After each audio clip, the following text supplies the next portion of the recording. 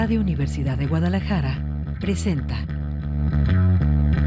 Cosa Pública 2.0. Rubén Martín y Jesús Estrada con los asuntos sociales y políticos más importantes del día. Cosa Pública 2.0. Comenzamos.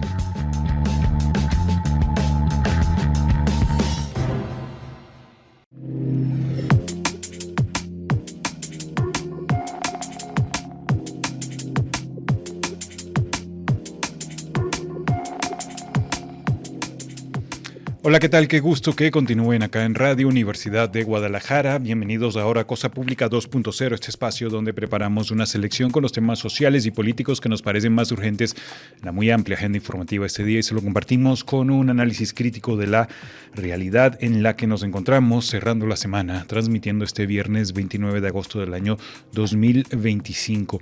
Hoy vamos a hablar de varios asuntos. En la primera parte del programa vamos a ofrecerles un resumen sobre varias informaciones sumamente graves que dan cuenta de la depredación del medio ambiente en nuestra zona metropolitana, de la privatización de espacios, de cómo el interés inmobiliario va ganando sobre el interés colectivo de toda la ciudadanía. Vamos a enfocarnos en temas como este polémico proyecto para construir 17,000 viviendas en Zapopan.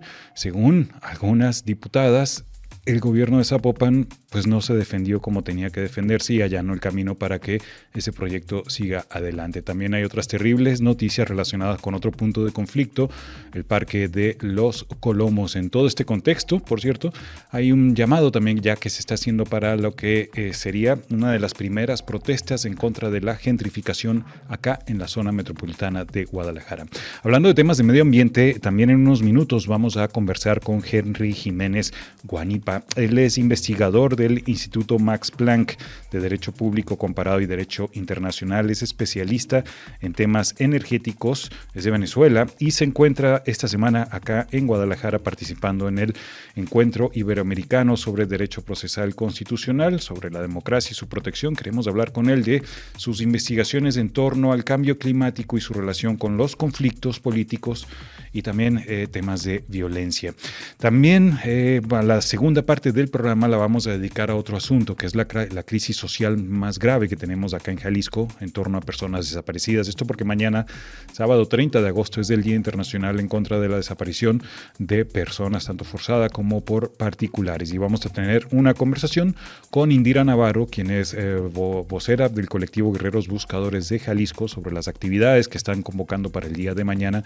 También en un balance que nos va a ofrecer desde la perspectiva de este colectivo de cómo estamos en esta crisis en Jalisco. Y también vamos a hablar después con Liliana Mesa, quien es vocera del colectivo Luz de Esperanza, para hablar de las actividades que ellas y ellos están programando, invitando para el día de mañana. Es el menú que tenemos en esta tarde en Cosa Pública 2.0. Antes de continuar, quiero agradecerle a Alejandro Coronado, que nos apoya con la producción de este espacio. Un saludo también a Stacy Torres, que nos apoya con la asistencia.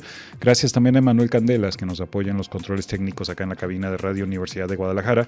Y especialmente gracias a ustedes por acompañarnos cada día en este horario, ya sea a través del 104.3 de FM en la zona metropolitana de Guadalajara o también a través de la red Radio Universidad de Guadalajara, con la cual llega nuestra señal y estas voces al resto de Jalisco. Gracias también a las personas que nos acompañan desde latitudes más lejanas. Ya estamos transmitiendo en vivo en formato video este espacio en nuestras cuentas de Facebook y de Twitter.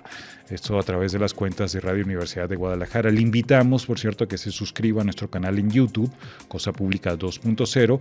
Apenas terminemos este programa, vamos a compartir por ahí el espacio, el programa completo en formato video, y ahí también puede consultar las entrevistas que realizamos cada tarde en este programa. Gracias por acompañarnos. Vamos a partir rápidamente con esta denuncia muy grave que plantean diputadas y diputados. Dicen que el gobierno de Zapopan dejó perder la defensa y allanó el camino para que se construyan 17,000 17,000 viviendas en Zapopan. La diputada del Partido Futuro, Tonantzin Cárdenas, y 13 ediles de Zapopan pusieron en evidencia que el gobierno de Zapopan incumplió en la defensa legal frente a la demanda de la empresa Casas Haber para edificar 17,000 viviendas en el corredor de la carretera a Colotlán. Es una nota de nuestro compañero Ignacio Pérez Vega. Justamente ayer hablábamos de este tema, como hay en ocasiones las autoridades, pues digamos, se dejan meter autogoles o no hacen una defensa adecuada de los espacios públicos, a veces en ocasiones sirviendo a otros intereses. Pero volviendo a esta nota de esta situación en particular,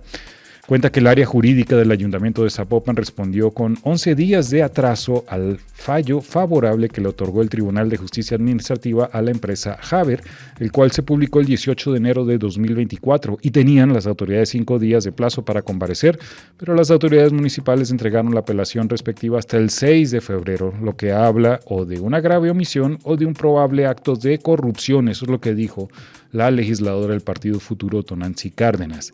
La citamos: esto deja sentencia firme y demuestra algo evidente. Todo el discurso del gobierno del estado y el ayuntamiento de Zapopan a las personas se queda en solo palabras. En los hechos no hicieron lo que debían y no respondieron. Intentaron otras acciones legales como una controversia constitucional ante la Suprema Corte de Justicia y un recurso de reclamación, pero todos fueron desechados por estar fuera de plazo o porque no eran los recursos adecuados.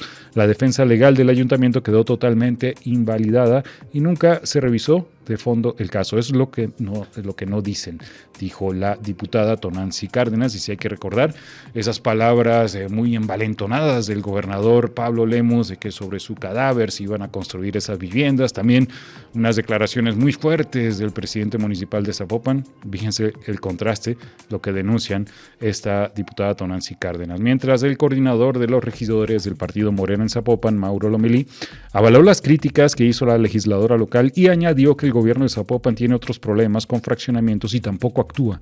Puso como ejemplo que ya hay 56 fraccionamientos que no se han recibido, donde los vecinos sufren por problemas de aseo público y otros servicios. El caso de Valle del Sol es un fraccionamiento que tiene 10 años y sigue irregular, según denunció. Lo citamos, la cifra que nos contestan es alarmante. Son 56 zonas que no han sido recibidas por parte del municipio. El tema del Valle del Sol tiene una densidad de 3,100 viviendas y esta zona no ha sido recibida por el municipio, pero no solo es que se reciba, sino la temporalidad de esta licencia viene desde 2015, son 10 años. La postura la respaldan las dos regidoras del Partido Futuro en Zapopan, Ana Martínez y María Inés Mestas, así como el coordinador parlamentario de Morena, Miguel de la Rosa. La legisladora Tonantzin Cárdenas anunció que hoy presentará un juicio de amparo en contra del Tribunal de Justicia Administrativa para impedir que se edifiquen 17,000 viviendas en una zona que no es apta para ello y que ya está colapsada por tráfico, falta de transporte público y problemas de abasto de agua, tal como lo han denunciado también aquí en este espacio, en estos micrófonos, vecinos de la zona de Valles de los Molinos, que se oponen también a la construcción de esas viviendas, aunque recuerdo que decían que ellos confiaban en las declaraciones del gobierno del estado y de Zapopan. Espero no equivocarme, pero parece que se pueden decepcionar con estas denuncias muy graves. En tanto, vamos al otro punto de conflicto, Colomos 3. El futuro de Colomos 3 volvió al terreno de disputa. Un tribunal federal ordenó la restitución de más de 5 hectáreas, casi 6 hectáreas de esta zona verde a particulares, lo que revierte parcialmente la recuperación que se realizó en 2017 por el entonces gobernador Aristóteles Sandoval. La resolución fue emitida por el Sexto Tribunal Colegiado en Materia Administrativa, el tercer circuito, que ratificó el amparo concedido a Ricardo Ramírez Angulo al determinar que había sido privado de la posesión de los predios supuestamente. Esta es una nota de nuestros compañeros de Canal 44. Recuerdan que este fallo desechó los recursos del gobierno de Jalisco, de la Consejería Jurídica y de la Suprema Corte al considerar que no tenía la trascendencia suficiente. Con esta decisión se reconocen 3 predios que suman 5.75 hectáreas ubicados en la zona conocida como El Torreón y San Ramón, acá en Zapopan. La reacción no tardó en llegar en Casa Jalisco. El gobernador Pablo Lemus acusó corrupción en algunos jueces que, según dijo, aprovechan sus últimos días en funciones para acabar con nuestros espacios verdes. En un mensaje en redes sociales aseguró que no permitirá que se cercene Colomos 3 y que la defensa del bosque urbano es una causa que comparte con colectivos ciudadanos. Lo citamos a Lemus, dijo: quedan muchas instancias legales para dirimir. Les doy mi palabra y compromiso que nuestro bosque urbano se mantendrá intacto, es lo que dijo. Vamos a ver si lo cumple. Este caso mantiene en tensión a las autoridades estatales y a organizaciones civiles que desde hace más de una década han defendido Colomos frente a la urbanización y la presión inmobiliaria, mientras la resolución judicial abre una nueva etapa de incertidumbre sobre la permanencia de uno de los principales pulmones verdes desde la zona metropolitana. Hablando sobre este tema, el diario NTR recoge declaraciones del ambientalista Miguel Magaña Virgen, académico y ambientalista. Dijo que la resolución que ordena entregar más de 5 hectáreas de Colomos 3 a un particular refleja un problema que se repite en la ciudad, que es la apropiación de áreas públicas para urbanizar sin planeación. Él señaló que aunque se amparen en normatividades, la reducción de espacios verdes es un golpe grave a la salud ambiental y al bosque, pues estos sitios son vitales para la sociedad, y él lamentó que toda la ciudad se estén acelerando la urbanización sin considerar a la sociedad, a las personas. El concreto, dijo, se impone sobre las áreas verdes y la zona metropolitana se ha convertido en una isla de calor. Explicó que gobernar con criterios empresariales ha derivado en decisiones legales, pero amoralmente contrarias al interés público. El ambientalista recordó que espacios como Colomos son parte de la historia colectiva, con alta plusvalía, pero cada vez con menos capacidad de filtración de agua, lo que aumenta las inundaciones y afecta el clima. A donde volteen están creciendo torres, dijo, como hongos, impactando el cambio climático y la atmósfera. De esto vamos a hablar, por cierto, también en unos minutos con el especialista Henry Jiménez. Ya alejaremos también en redes sociales otra nota de nuestro compañero Ignacio Pérez Vega, que cuenta que el grupo parlamentario del partido Hagamos en el Congreso reafirmó su postura en defensa del bosque de los Colomos y advirtió que permitir nuevas edificaciones en la zona significaría un grave retroceso para la protección ambiental de la ciudad. En tanto, también aquí en Zapopan, integrantes del Comité en Defensa del Bosque, el Nixtiquil, denunciaron la descarga de aguas residuales dentro del área protegida.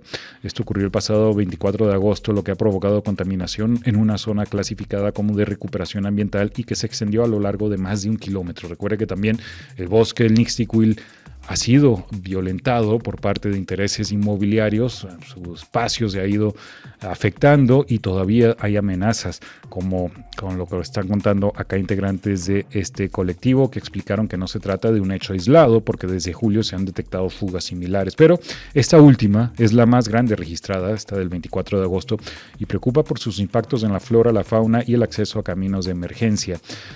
Ana Cabral del colectivo dijo que las descargas han ocurrido en la zona cercana a la colonia El Tigre 2, área que conecta con Los Guayabos y que forma parte del corazón del bosque. Ahí, los arroyos intermitentes que en temporada de lluvias se activan y abastecen una olla de captación pluvial del Ayuntamiento de Zapopan han resultado afectados. Es la denuncia que comparten, que vamos a desplegar también en nuestras redes sociales. Y ya rápidamente, para cerrar esta información, en medio de tantas, informaciones negativas que dan cuenta de cómo la lógica neoliberal se apropia de la construcción de esta ciudad en la zona metropolitana de Guadalajara, hay resistencia y sobre todo resistencia contra la gentrificación. El Frente Unido para la Vivienda y el Territorio, acompañado por más de 13 colectivos, está convocando a toda la ciudadanía a sumarse a una marcha pacífica contra la gentrificación y el despojo en la zona metropolitana de Guadalajara. La cita será el sábado 20 de septiembre de este año a las 4:30 de la tarde en el Parque Morelos. La convocatoria está abierta a todas, todos y todes y busca visibilizar la lucha por el derecho a la vivienda digna y acceso frente a los intereses privados que, según los organizadores, vulneran este derecho fundamental. Bajo el lema "El interés público es el límite de la propiedad privada", los participantes recordarán que la protección del bien común está amparada en la Constitución mexicana desde el año 1917. Señalan que la propiedad privada históricamente ha sido utilizada como herramienta de despojo mediante violencia económica, social y jurídica, lo que se traduce en el aumento de rentas, desplazamientos forzados, blanqueamiento de barrios, obstáculos legales y burocráticos e incluso acciones que califican como genocidio cuando empresas privadas lucran con el despojo del territorio. Es una acusación bastante puntual y muy importante.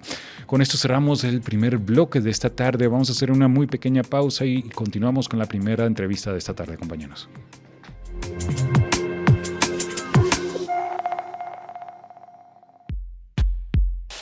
Cosa Pública 2.0.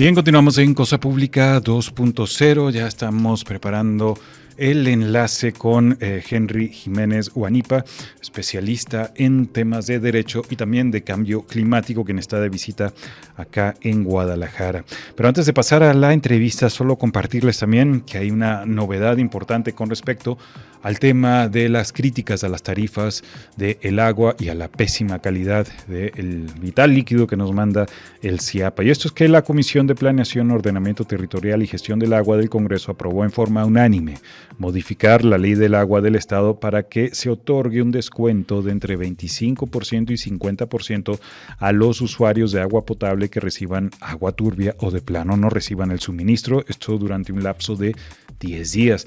Es importantísimo porque son enorme la cantidad de colonias que suelen denunciar que no tienen el servicio del agua hasta durante semanas, en algunos casos meses. Y bueno, la otra es la enorme cantidad de usuarios que recibimos esa agua color tamarindo de pésima calidad. El legislador del Partido Futuro y presidente de la Comisión de Planeación, es Mariana Casillas, explicó que quien sufra por el mal servicio deberá hacer valer la ley y gestionar este descuento, no solo ante el CIAPA, sino ante cualquier organismo operador del agua en los municipios de Jalisco, ya que la ley del agua aplica para todo el estado. Esta iniciativa fue presentada por la bancada del partido Hagamos en el Congreso y tiene que ser revisada y votada por la Comisión de Hacienda antes de ser puesta a votación en el Pleno. Pero, por supuesto, esperamos que esto sea aprobado. Es una de las peticiones que se han hecho de parte de la ciudadanía desde hace mucho tiempo. También la presidenta de la comisión dijo que el director del CIAPA, por cierto, Antonio Juárez, ha desatendido a la cita de comparecer que le hizo la Comisión de Gestión del Agua y dijo que tarde o temprano tendrá que acudir. Esto por la serie de quejas que se han presentado a la administración del organismo. Dijo, desde hace 3 meses que se le hizo esta solicitud para que venga a comparecer a la comisión. Nos ha dado negativas y ha estado ignorando los mensajes y citatorios que le hemos hecho en la comisión.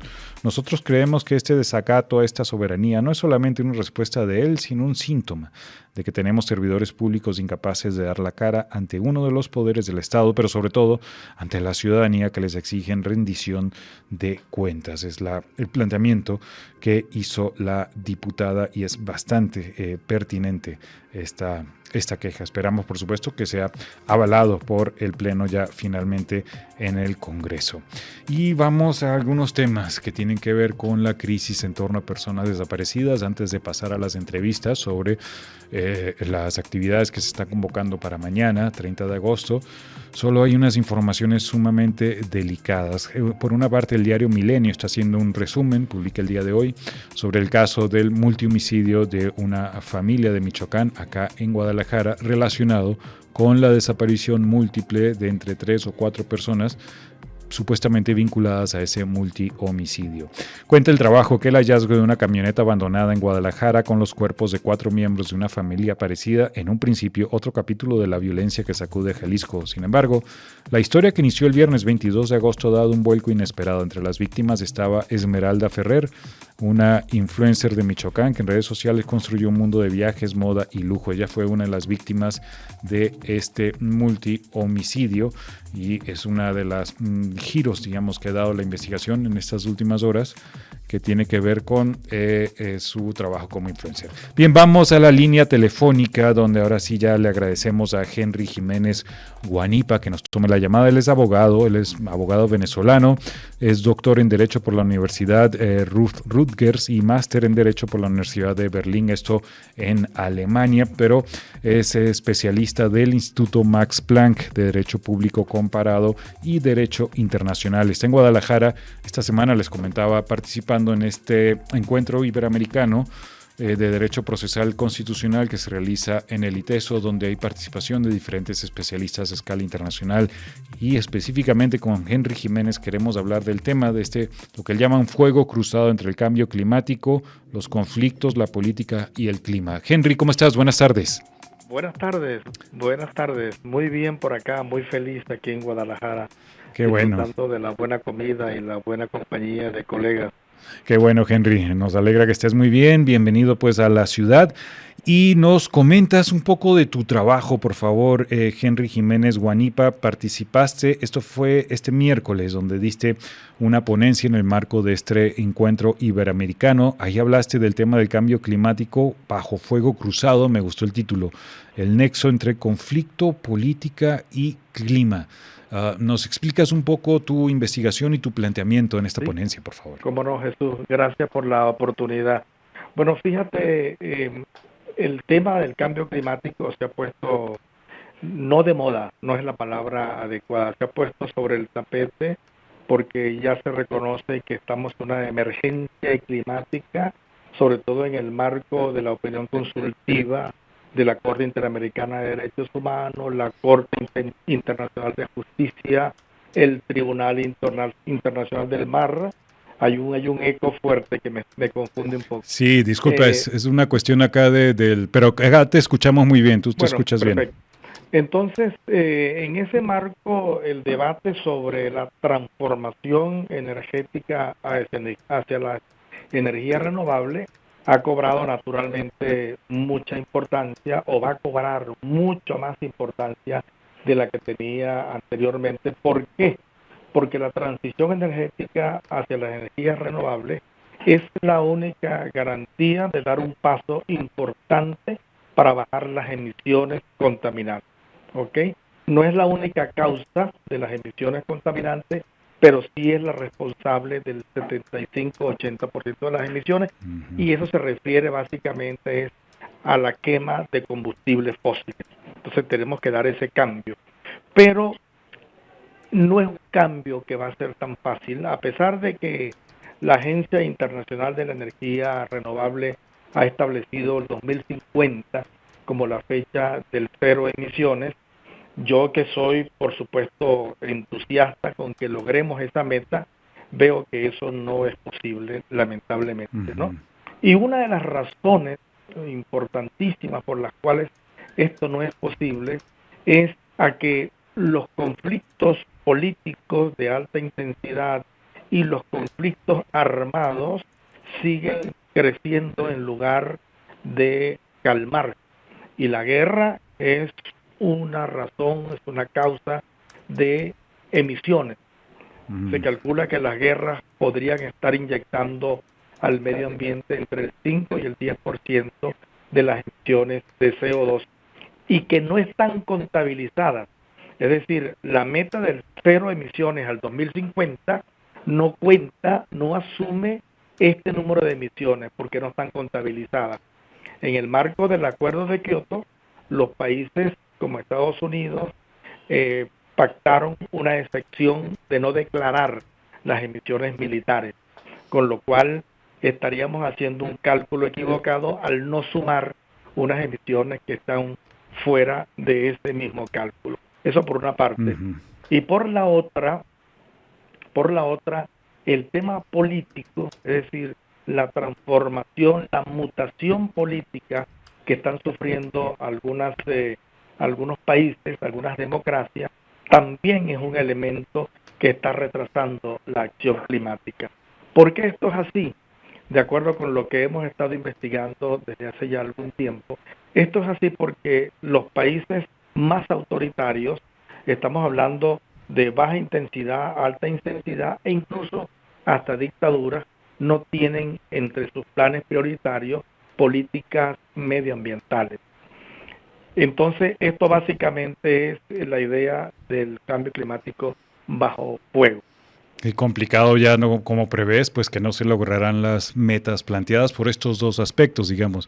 Por una parte veo la lectura de un incremento en la contaminación que generan los conflictos armados, y por otro lado la falta de atención de parte de nuevos gobiernos, sobre todo autoritarios, a esta problemática. Cuando hablas de este último aspecto, Henry Jiménez, los gobiernos autoritarios que no plantean la atención que debe el tema del cambio climático, ¿de qué tipo de gobiernos hablamos? En primer lugar se me ocurre, obviamente, Donald Trump, que es un negacionista, él y su equipo del cambio climático.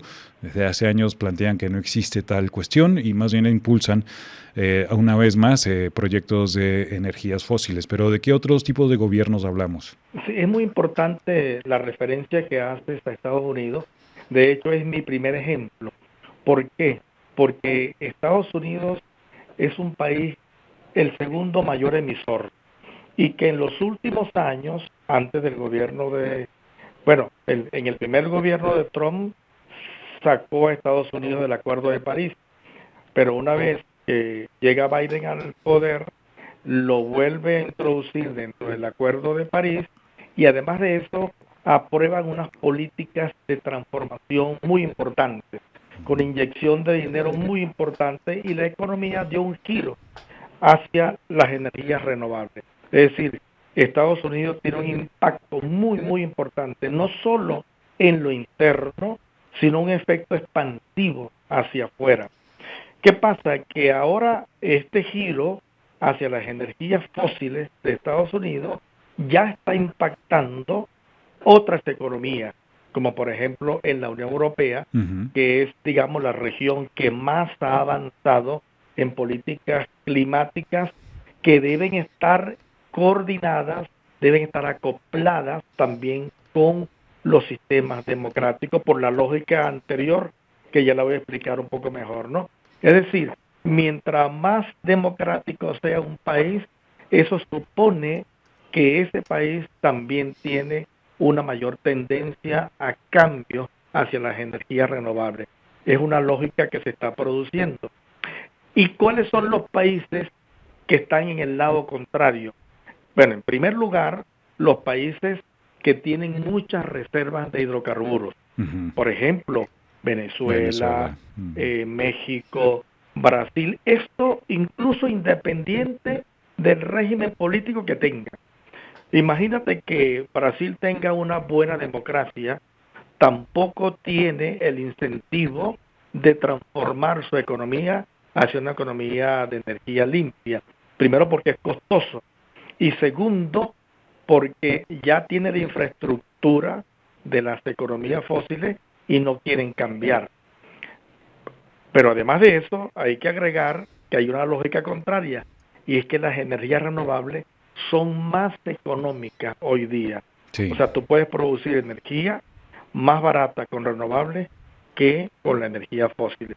Pero el que ya está ahí en la economía fósil y tiene mucho petróleo o mucho gas o mucho carbón, no quiere dejar eso, no tiene el incentivo para dejarlo. Claro. Entonces son dos variables muy importantes. Uno, el sistema político, independientemente de los recursos.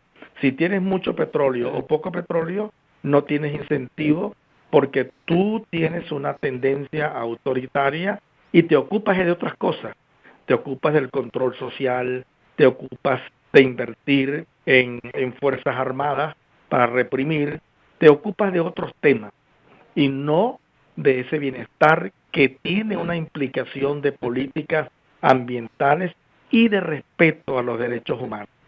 Este es un trabajo que está todavía en pleno desarrollo y estoy dando, yo diría, las primeras pinceladas sobre este enfoque.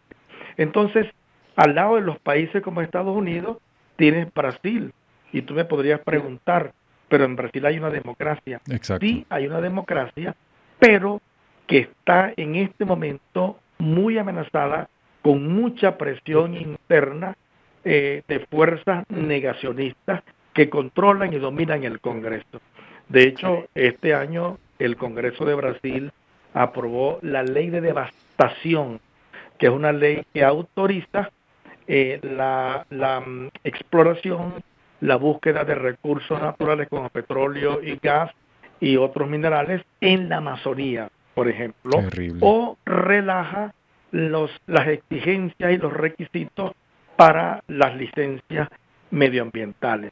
Entonces, si, por ejemplo, volviera al Ejecutivo en Brasil un gobierno negacionista, esto se va a profundizar. Grave. ¿Okay? Entonces, más grave. O menos, sí. Esta es como la panorámica. Una última pregunta, Henry Jiménez. Sí. Gracias por toda tu reflexión. Una última pregunta es sobre México. ¿En qué lugar nos encontramos? Porque no sé si es como un término medio, no hay un gobierno autoritario, pero sí hay producción, digamos, de reservas aquí petroleras y energéticos, aunque no a un nivel tan grande como el de Venezuela. ¿En qué posición está México y qué podría hacer para combatir el cambio climático? Bueno, es una pregunta muy interesante y de hecho está en el marco de este Congreso, porque dos cosas. México podríamos ubicarlo en este momento en una zona gris. ¿Por qué? Porque ha ido evolucionando hacia un sistema donde se están modificando las reglas convencionales de la democracia y que son aceptadas por todos los países que han estado en este sistema o que reconocen estos valores que se encuentran en la Carta Democrática, por ejemplo, que es una carta aprobada por todos los países de la región latinoamericana y del Caribe. Bueno, la región interamericana, básicamente, no los países que son pocos, pero que son colonias todavía europeas. Entonces, México está en esa lógica de la Carta Democrática que tiene claramente definido qué es una democracia, ¿no? Por ejemplo, la independencia de los poderes, sobre todo del Poder Judicial. Todos esos elementos que aquí en México están debatiendo sobre lo que es una verdadera democracia, ubica a este país en una zona un poco complicada, ¿no? Eso por una parte, pero por la otra, y es una contradicción, México tiene un marco normativo extraordinario en temas de transición energética, en temas de protección ambiental, etcétera. Y sin embargo, México presenta una matriz energética altamente dependiente de los combustibles fósiles. De hecho, para ponerlo en términos más sencillos, de cada 10 lámparas que se encienden en México, 7 se encienden con carbón, con petróleo o combustibles fósiles.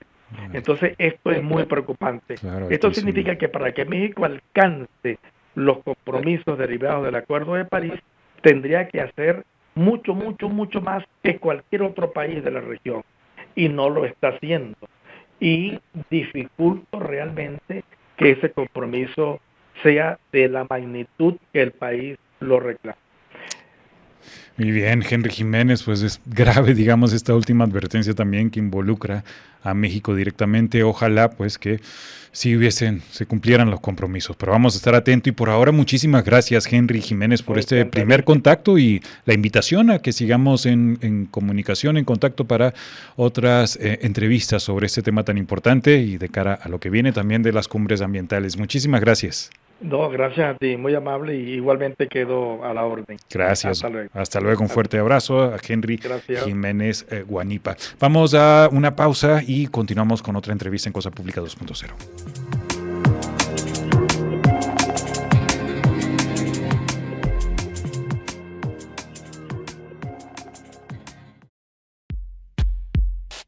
Cosa Pública 2.0.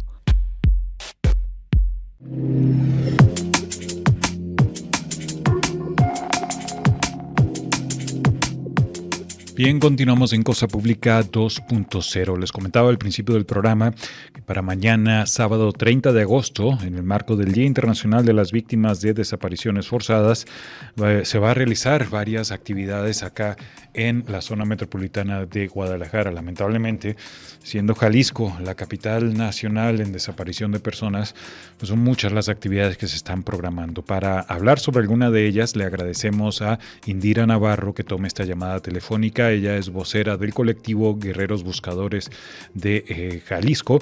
Este colectivo que ha estado muy activo en los últimos años en la localización de fosas clandestinas y puntos de exterminio de horrores como el rancho Izaguirre acá en Teuchitlán. Indira, ¿cómo estás? Buenas tardes. Hola, buenas tardes, Jesús. Muy bien, gracias por el espacio. Pues un saludo y gusto saludar a tu audiencia también. Gracias a ti por tomar esta llamada, Indira. Queremos hablar de dos aspectos contigo. Uno es la convocatoria que se hace para el día de mañana en el marco del Día contra la Desaparición Forzada, pero luego también me gustaría brevemente hablar sobre tu caso concreto como víctima de violencia extrema machista, que hubo una lamentable novedad en tu caso particular. Pero arranquemos con el Día Internacional contra la Desaparición Forzada de Personas para el día de mañana. ¿Qué convocatoria trae el colectivo Guerreros Buscadores? Mira, nosotros nos sumamos siempre en estas fechas, precisamente pues que se vea la unión de colectivos de Jalisco. Hay una manifestación a la cual nos sumamos el día de mañana. como cada año, y también una misa que se hace con algunas actividades también en la glorieta de los desaparecidos.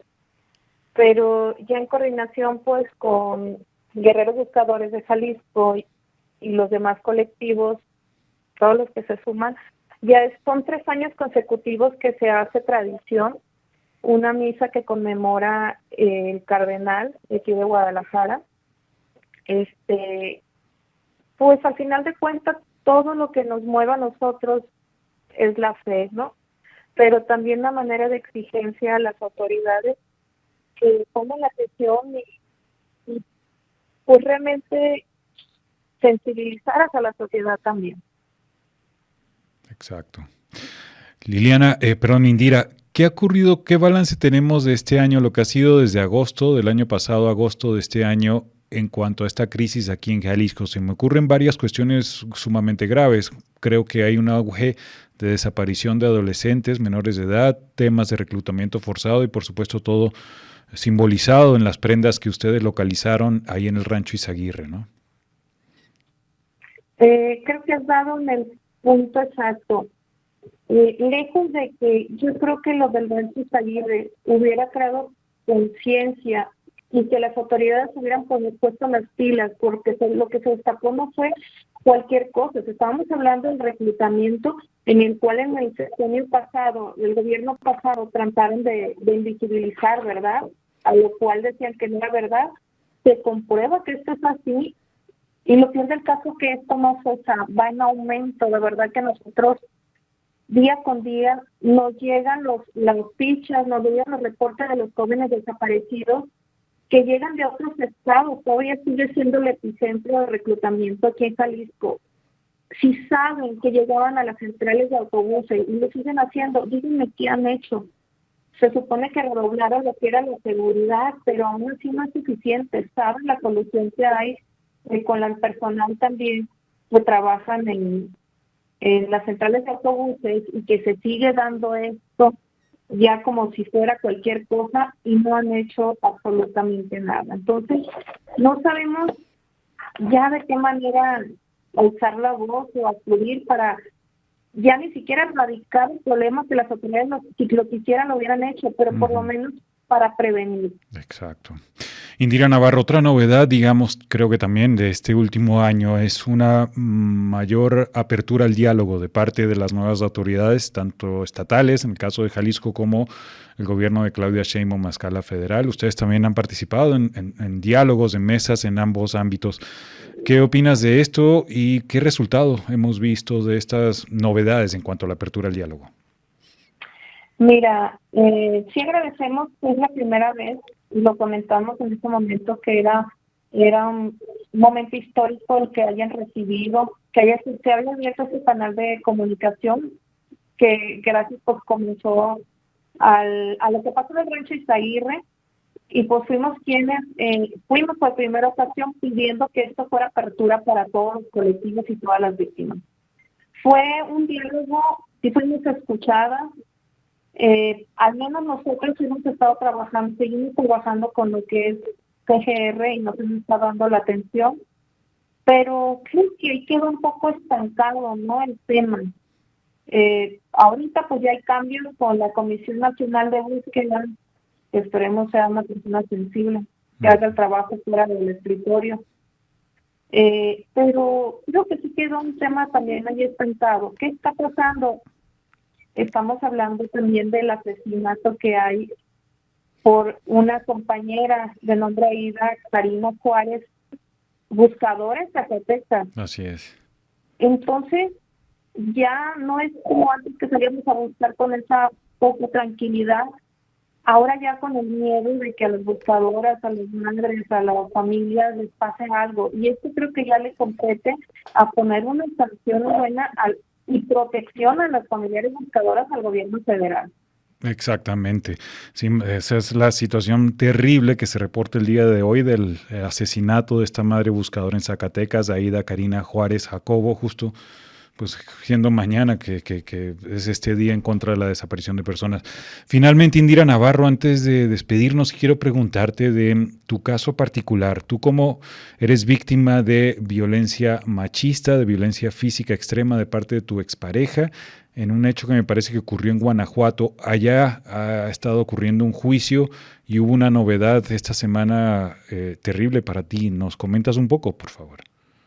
Y fíjate que sí, Jesús, yo creo que cuando se trata de hablar de mí como persona, me cuesta un poco de trabajo. Siempre he sido vocera de las injusticias y alzando la voz por las víctimas cuando hay violación de derechos humanos. Pero cuando se trata de mí como persona, yo sí me pongo hasta un poco nerviosa porque pues estoy siendo víctima también de las injusticias del sistema judicial. Esta persona pues era policía federal de Caminos, había agravantes, sufría violencia extrema, golpes, arrancaba el cabello, al grado de terminar con mis dedos de mi mano derecha mutilada con su arma de cargo. ¿Fueron amputados tus dedos? Sí, tengo yo 2 dedos de mi mano derecha, muchos no se dan cuenta, pero están amputados. Con su arma de cargo, viendo mis hijos toda esta situación. Ha sido una agonía desde el 2018 porque esta persona pagó 200,000 pesos a un ministerio público para que el caso quedara perdido. Y así pasó, se perdió la carpeta. Se volvió a recuperar después de 6 años, ahorita ya son 8, pensando que esta vez había justicia y que pues estaban a favor de la mujer en contra de la violencia de género. Y pues me llevo con la sorpresa, no aportando todas las pruebas de que esta persona, el juez pues lo deja como absuelto a 6 meses y hacer un pago de reparación, que ni siquiera me dio la oportunidad de probar que no solamente es reparación de daño físico, sino moral, daños y prejuicios, y víctimas indirectas son mis hijos. Realmente lo que pedía yo era justicia y esta vez me dio la espalda. Indira, entonces él fue absuelto pese a esta violencia extrema que fue presenciada por tus hijos, pero además hay una reparación hacia él, ¿hay que pagarle a él? No, esa reparación se supone que la tiene que dar, pero era como por él a ti. Físicos. Ajá. De acuerdo. Entonces, este juez es la segunda vez que hace esto. La primera vez que él tuvo orden de aprehensión, se llevó una audiencia sin ni siquiera notificarme, sin ni siquiera estar presente, sin ni siquiera tomarme en cuenta, lo cual habla pues de una corrupción total en el estado de Guanajuato. Y en esta ocasión pues se alza la voz, ya la gobernadora volvió a ver mi caso y esperemos que si ella pues habla de que tiene la iniciativa a favor, en contra de la violencia de la mujer, haya volteado a ver mi caso y esperamos que esta ocasión pues la apelación que está el día de hoy tenga buenos resultados. Hoy se presentó la apelación entonces. Sí, es correcto. Hoy se presentó la apelación. Pues están las grabaciones donde el Ministerio Público ni siquiera leyó mi carpeta y al momento de habla a favor del imputado.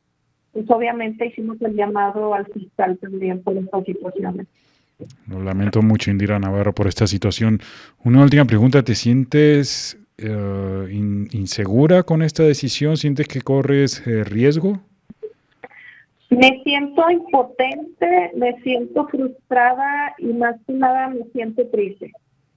Porque yo estaba empezando a creer en la justicia y me toca a mí vivir la situación en la cual pues estoy a punto de morir, soy víctima no solo de violencia, sino ya al límite de llegar a ser parte de la estadística de feminicidio y que aún estando las pruebas no hayan hecho lo que tenía que haber sido, que tenía 13 años o 6 meses daba la media para llevar años en prisión a esta persona. El juez toma esas decisiones, pues claro que me siento con ese miedo, con esa impotencia y con esa cuestión de que pueda venir día a día que me pueda pasar algo también. Claro, no, pues estamos acá atentos desde los medios. ¿Tú tienes protección de parte del mecanismo, Indira? Sí, tengo protección por parte del mecanismo, las medidas cautelares, pero yo creo ya son medidas extremas. Recuerden que pues a mí intentaron sacarme del estado y obviamente yo no podía abandonar la lucha ni dejar a mis compañeros a la deriva con tanta situación. Y porque de permanecer en el estado, pues me tienen con Guardia Nacional. Pues son las medidas, digamos, más extremas, con vigilancia 24/7. Uh-huh. Y pues prácticamente no es vivir con una tranquilidad. No, claro que no, lo lamento mucho y estaremos atentos a tu caso, Indira Navarro.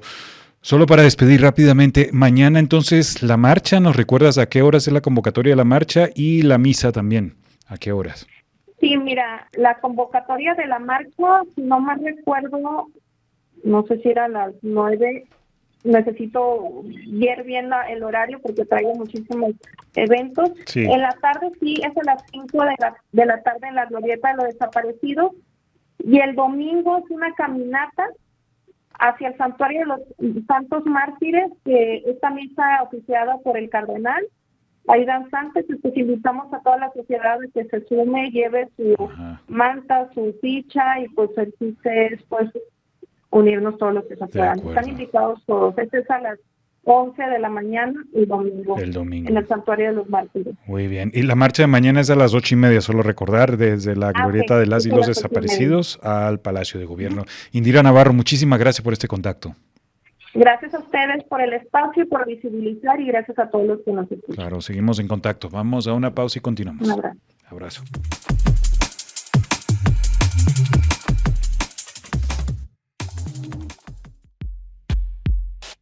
Cosa Pública 2.0. Bien, continuamos en Cosa Pública 2.0. Tuvimos el contacto con Liliana Mesa, vocera del colectivo Luz de Esperanza, y lamentablemente nos informa que no puede tomar la llamada ahorita. Tuvo un percance vial, se encuentra muy bien, pero queda pendiente la entrevista con ella para el próximo lunes. Vamos a tratar de conversar con ella ya haciendo un balance de las actividades del día de mañana, 30 de agosto, en el marco del Día Internacional contra la Desaparición Forzada de Personas. El colectivo Luz de Esperanza es parte de estos más de 10 colectivos que están convocando a la marcha del día de mañana. Es 8:30 de la mañana, sale de la glorieta de las y los desaparecidos, antes conocida como Glorieta de Niños Héroes, allá en Chapultepec, y culminará frente al Palacio de Gobierno. Hay muchos otros guerreros también convocando, como Entre el Cielo y la Tierra, y buscando a nuestros tesoros. Esperamos conversar entonces el lunes con Liliana Mesa para que nos ofrezca el balance de esta marcha, y también pues hablar de su caso particular. Ella está buscando a su hijo Carlos Maximiliano Romero Mesa, quien fue desaparecido el 22 de octubre del año 2020 en la colonia La Tusanía, acá en Zapopan. De hecho, comentamos hace algunos días, estuvo realizando labores de búsqueda al sur de Tamaulipas y el norte de Veracruz. Ya hablaremos con ella la otra semana, y por supuesto extendemos la invitación a todos ustedes a que también puedan participar en esta marcha. Es una crisis sumamente grave. Jalisco es la capital de todo México en desaparición de personas, por lo menos 15,000 desaparecidos, aunque se presume que son muchos más las víctimas, y pues México se ha convertido en este lugar de horror a escala internacional donde desaparecen miles de personas. Puede ser cualquiera de nosotros la víctima el día de mañana, lamentablemente, en esta entidad. Y pues ya le dejaremos también en redes sociales la enorme cantidad de condenas que han surgido en redes sociales por el asesinato el día de ayer de la madre buscadora Aida Karina Juárez Jacobo. De hecho, vamos a dejar en las redes una nota del portal Fábrica de Periodismo que cuenta que el cuerpo de Aida Karina Juárez Jacobo, madre buscadora que rastreaba a su hija desaparecida, fue encontrado ayer jueves 28 de agosto en el municipio de Villa de Ramos, en San Luis Potosí, esto en la frontera con Zacatecas. La señora Aida Karina era integrante del colectivo Siguiendo tu Rastro con Amor Zacatecas y dedicaba sus días a la búsqueda de su hija, Goretti Guadalupe Juárez Jacobo, reportada como desaparecida desde el pasado 25 de junio en el municipio de Guadalupe, en esa misma entidad, allá en Zacatecas. Eso se acompaña con un pronunciamiento del Centro de Derechos Humanos Miguel Agustín Prot sobre condenando este asesinato y recordando desde el año 2010 más de 30 personas buscadoras han sido asesinadas, esto en México, al menos 8 personas en lo que va de este año asesinados por buscar a sus seres queridos. Por supuesto que repudiamos este y todos los asesinatos y las agresiones contra las madres y padres buscadores, y les acompañaremos el día de mañana. Por ahora nos despedimos. Gracias por acompañarnos a cerrar la semana. Continúen disfrutando de Radio Universidad de Guadalajara, que ya viene La Voz de la Luna con Gabriela Bautista. Nosotros volvemos a conectarnos el día lunes. Gracias por acompañarnos. Hasta luego.